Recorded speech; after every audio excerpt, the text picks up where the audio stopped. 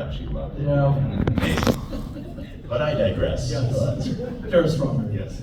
I just wanted to say, what's it called? Okay, take your time. It's all good. It's an honor to meet you, and to be honest, I did not know who you are as of right now. Awesome. My dad told me about you, and honestly, I think you're cool. And I wanted to say, Cool. yeah. So Thank you. I wanted to ask you, what made you want to be a voice actor? I didn't know that voice acting was a thing, honestly. My only understanding of voice acting was Mel Blanc doing Bugs Bunny. That was all I really knew. And so when I was called to do my first audition, I was working in a film company. I was a musician. I was playing in an R&B band, trying to make my way in the music world, working a day job in a music film studio. And I had the deepest voice in the mailroom at the film studio, and they were casting a Japanimation project. And they offered me free pizza to come in on the weekend. And literally, I only went because my friends were doing it and because there was free pizza and I was a starving musician. And so I booked this role in a show called The Guyver. And I came in originally to do creature voices. And it was just fun. I just really liked it. I really liked the people. And I did it for fun on the side for like 10 or 15 years while I worked my way up the chain in the film company. I became an executive at the film company, making six-figure salary, corner office in Hollywood, traveling to the Cannes Film Festival and hating going to work every day because everybody was so mean. And in voiceover, I was doing it on the weekends and in the evenings for fun because I really loved the people in the voiceover community. And I just kept doing it for a long time for fun. And then eventually we were on a Cowboy Bebop panel, and my now wife, Mary Elizabeth McGlynn, who was my buddy at that time, she's my friend, both of us were married to other people. We're sitting on this panel with all these great actors from the movie, and all of them were classically trained actors. I wasn't, I just did it because it was fun. And so they're all talking about their acting process and their training and stuff. And I said, well, I'm not really an actor. I just kind of came in. And she goes, wait, hold up. She goes, what the hell do you think you've been doing for the last 10 years?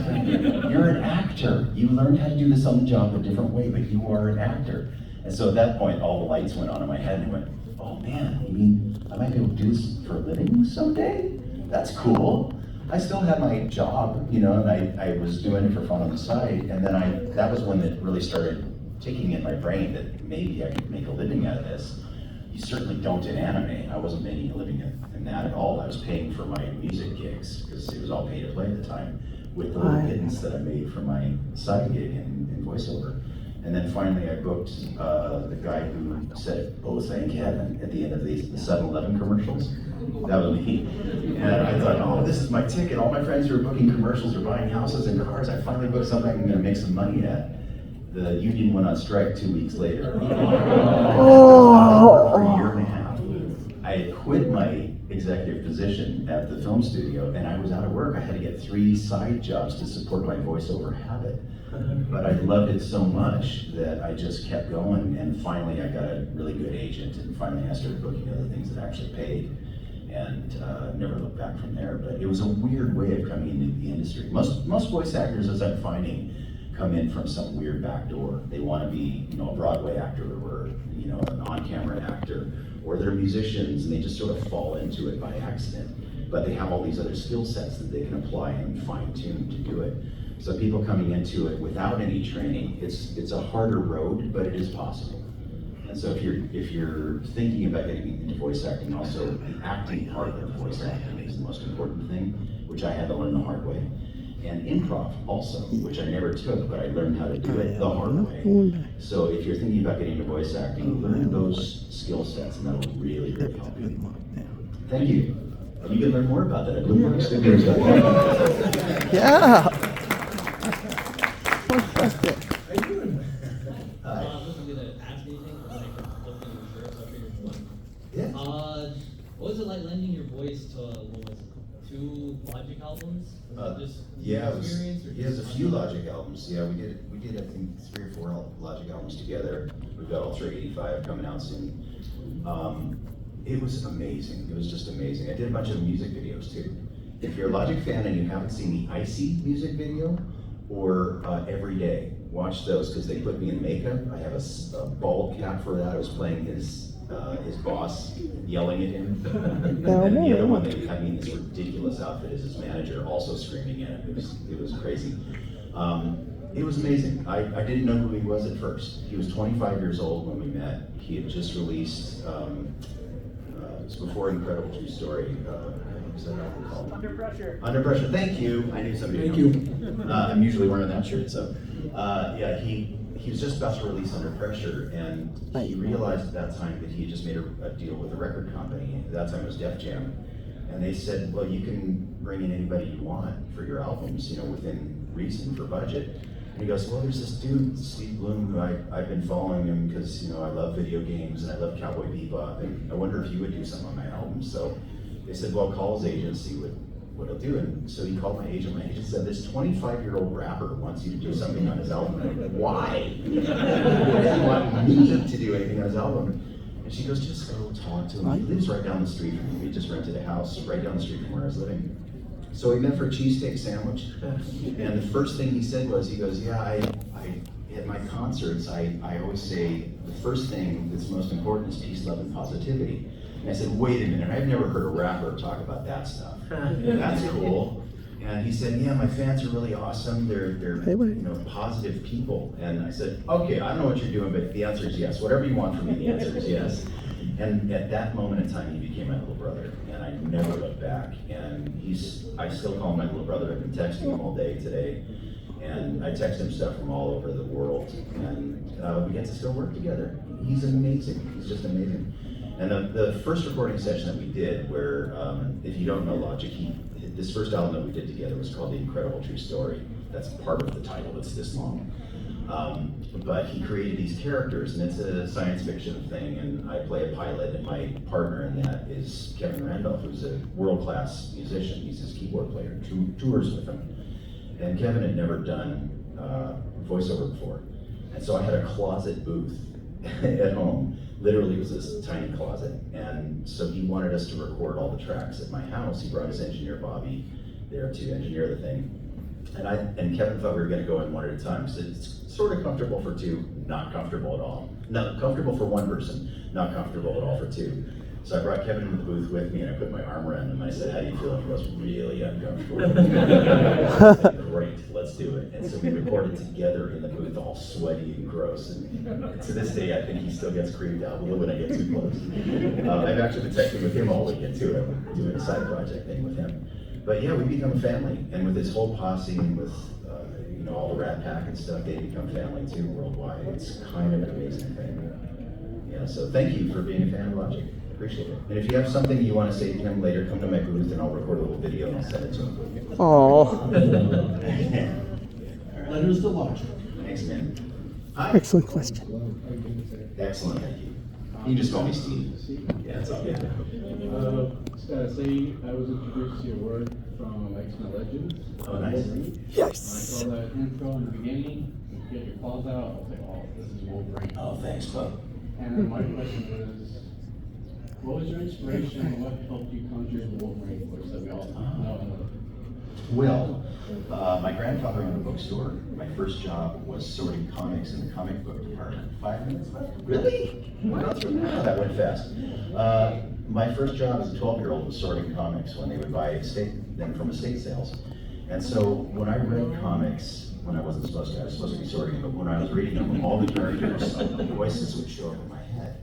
And that carried with me through life. So Wolverine didn't exist back then because I'm really old. But later on, Hulk versus Wolverine comic, that first one that came out, when I looked at Wolverine, this was the voice that came into my head when I read the comic book.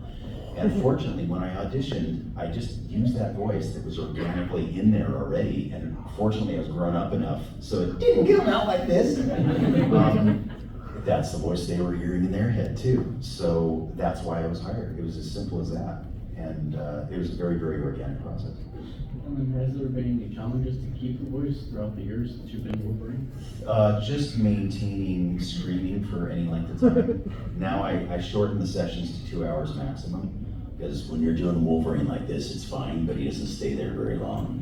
He goes in Berserker Barrage and he's screaming and fighting and all the fight sounds and stuff that kill you. So you can learn more about how to protect yourself at Boombox Studios. Yeah. This is Gwen, by the way. You guys haven't met Shout out to Gwen. Shout out to Gwen. You'll meet her at our table. Gwen, she's It's all good. Woo! I still met her years ago in the con circuit, and she's been with me ever since. And she works with us at Boombox Studios also, and is largely responsible for a lot of the content you see out there, all the good stuff. So, yes. Thank you, Gwen. I love you. Yes. And now we got Boombox Studios hats. Merch. Con exclusive. Yeah. Thank you. Yeah, thank you. You don't still have those copies of Hulk 180 and 181, do you? No. Okay, they're I worth- never owned them. They're worth a pretty penny. Yeah, I read them in the store and had to leave them there. Cool that origin coincided with that, your origin. Isn't that crazy? Yeah, it's pretty cool. I never knew that was gonna happen. Yeah, blue milk latte, love that. Nice. Hello. Hi. I just want to preface by saying Rebels is one of my favorite TV shows of all time. Oh, And nice. I had a question about that actually. Was the accent for Zeb, was it like a personal choice or was it like instructed by someone for you to do? Both of those things. When I auditioned for it initially, it was more of a Cockney kind of thing, but we couldn't understand the words. So we went through every accent imaginable. At the final callbacks at Disney, we tried German and French and Italian and every accent you can possibly imagine. And we finally landed on that one that's sort of an amalgam of sort of a South London and Australian. It's just a bad British accent, basically. But it worked out perfectly. And Greg Weissman told me yesterday that he hired me for that because I had done that accent on so many of his other shows, which I didn't even remember. There were little bit parts on his shows. But yeah, I've been doing that one for a while, so it's fun. Yeah. Thank you for that. Thank you. We're trying to get through all Yeah, we'll of try. five Speed minutes. round. Or 10 Hello, minutes. Steve. My name's Hi. Steve. So this is about Transformers Prime. How's it feel being one of the few people to actually defeat Dwayne Johnson? Oh. That, Wait. that was rough because I've been a fan of his forever, and the first scene I recorded was ripping his spark out of Cliff Jump. I don't know if he knows me personally. I don't think he does. I tried to introduce myself a couple times. He was far too busy to have anything to do with me. But yeah, that was pretty exciting. Oh yes, it's wonderful to rip the spark out of the rock. If you're watching this, no rematch. Thank you, Steve. Thank you. Thank you.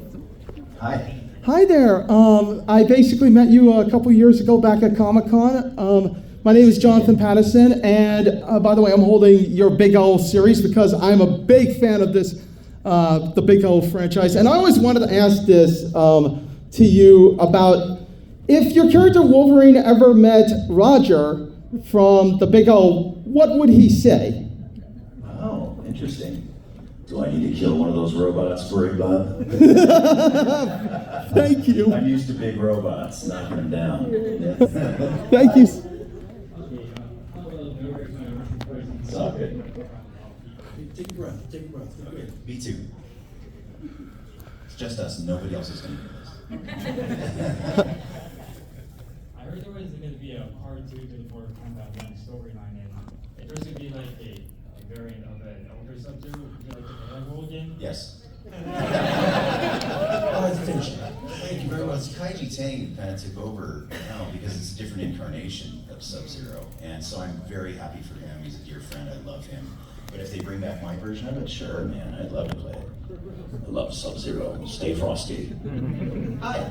Hey, I recognize your voice more from Rebels since I'm watching that. He introduced me today. Thank you.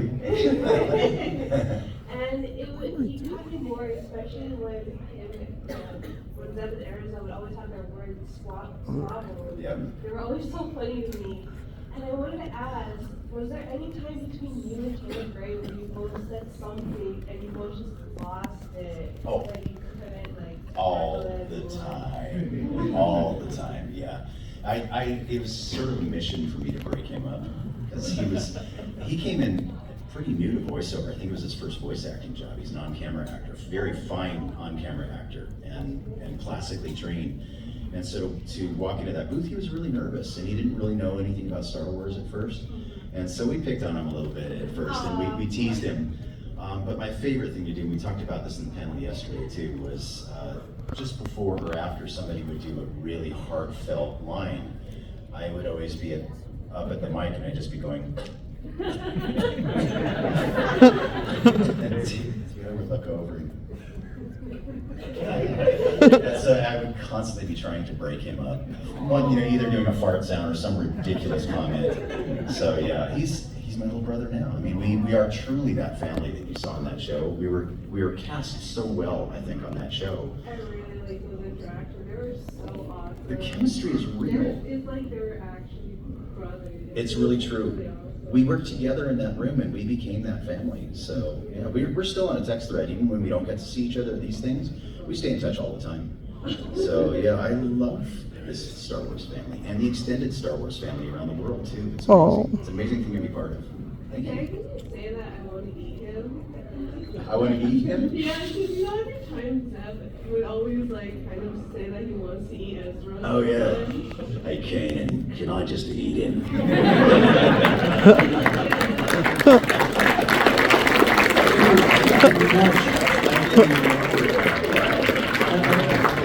This is how we ended. Steve, you've seen a million faces and you rocked them all. Yeah, thank you very much. Thank you guys for being here. You'll be at your table for the rest of the day? I will be at the table for the rest of the All right, day. go hang out with this guy. He's amazing. Now there you can learn more about Blue Box Studios. Yeah! Woo! Steve Blum, thank you so much, everybody. Steve, Joy and honor to everyone. Yeah!